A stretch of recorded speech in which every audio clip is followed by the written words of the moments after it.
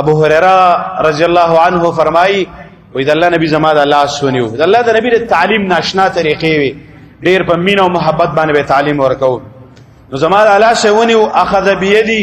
رسول الله صلی الله علیه وسلم فعد خمسا پنځه خبرې را تشمار کړې زما د لاس باندې یو خبره ماته دا پنځه خبرې ما تشمار کړې د الله پیغمبر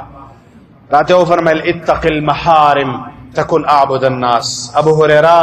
د حرامو نه ځان ساته د ټولو نه لوی عابد انسان بتای ځان د حرامو نه ساته محرمات دا زمنګ دین دو سيزونه دي زما عزت مندو دو سيزونه دي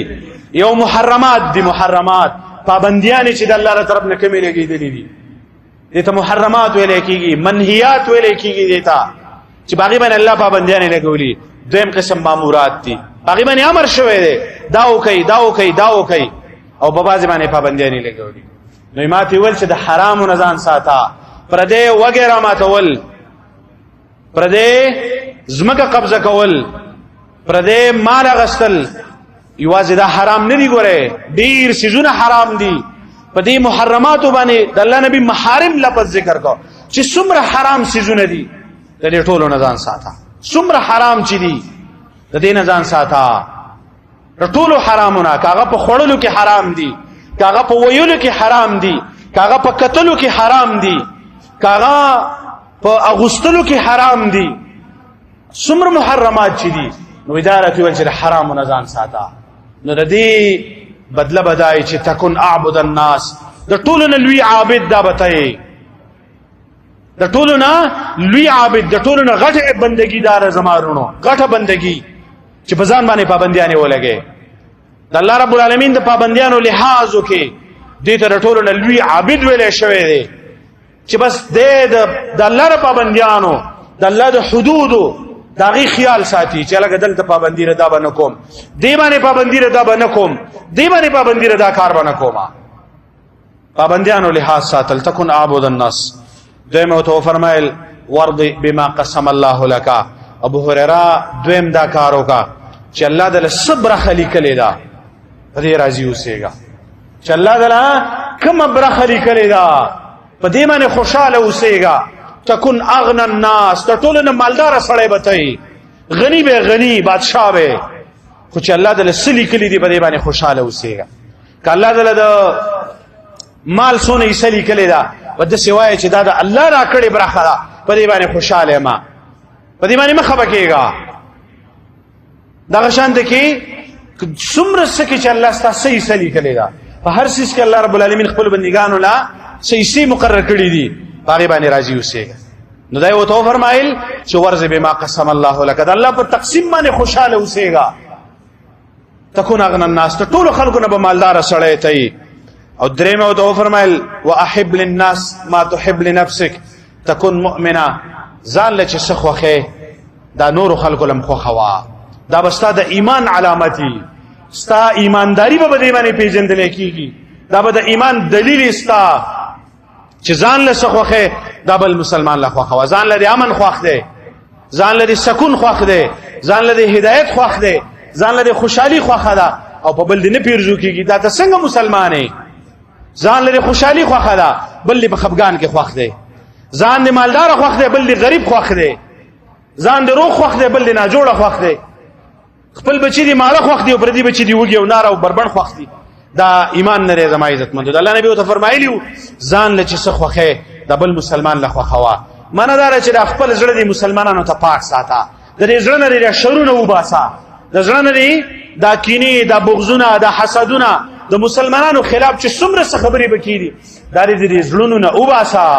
نو فرمایل چې تكون مؤمنه تب مؤمنی دې ته مؤمن ویلې کیږي ګوره دې ته مؤمن ویلې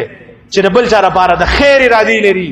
نور مسلمانانو ته بزړه کې د خیر جذبې دي دې ته مؤمن ویلې کیږي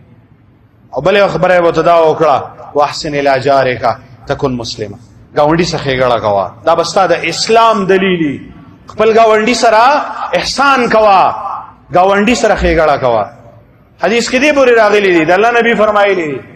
صحابي ته فرمایلیو ولکله چې شوربا پخې شوروا ولګي وبو کې زیاته واچو شوروا پخې وبو کې لګي زیاته کا وتعاهد جيرانك او د گاونډي خیال به کوس یو پیاله یو بزیادي ور واچو کنه دو پیاله یو بزیادي ور واچو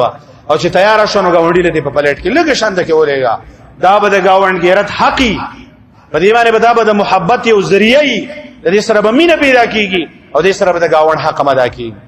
نو ته فرمایلی چې احسن الی جارک د گاونډي سره د احسان کوا تكون مسلمه دا بستا د مسلمانۍ دلیلی او بل خبره وته کړې وا ډیر زیات خاندما ډیر خنداګانی دا موا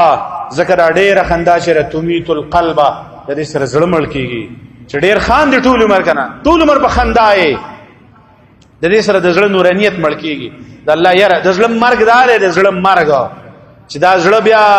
په ګناه کې د الله یاره نه محسوسي او په نیکی کې هغه د الله رب العالمین د تابعداري چې کوم جذبي دي کوم خوندونه دي انا محسوسيږي لکه دا بیماری به موږ ټول ته زم لګیدلی دا موږ ټول ته لګیدلی دا اول ما ته لګیدلی دا بیا بل مسلمان ته لګیدلی چې موږ په تابعداري کې د الله رب العالمین په طاعت کې په دې کې موږ ته خون نه محسوسيږي د الله په بندګۍ کې موږ ته خون نه محسوسيږي او په ګناه کې را تکرک نه محسوسيږي دا موږ بیماران یو او دا ډیره عالمگیر بیماری په منګو تاسو باندې راغلی دا چې یو سړی په ګناه کې د الله یره د تنه محسوسيږي د ګناه کرکه د تنه محسوسيږي مطلب دا دی چې د زړه مړ دی مړ دا د مړ زړه علامت دی د ژوندۍ زړه علامت دا دی چې دنه غلطي وشي فوري تور د احساس کیږي دا دې څه چلو کو دا خو دې الله نه فرمانی وکړه الله ته توبه وباسا او دا قران سوره آل عمران کې الله سبحانه و تعالی د مؤمنانو صفات ذکر کړی دی والذين اذا فعلوا فاحشه او ظلموا انفسهم ذكروا الله الله فرمای دا مؤمنان هغه خلق دي اذا فعلوا فاحشه کله چې دوی به حیاي وشي یا بزان باندې ظلم وکي بل ګناه وشي ذكروا الله فوري تور الله وریاد شي فوري تور وریاد شي چې د الله نه فرمانی وکړي دا واستغفروا لذنوبهم الله رب العالمین خپل ګناه استغفار غواړي بخنه غواړي د الله نه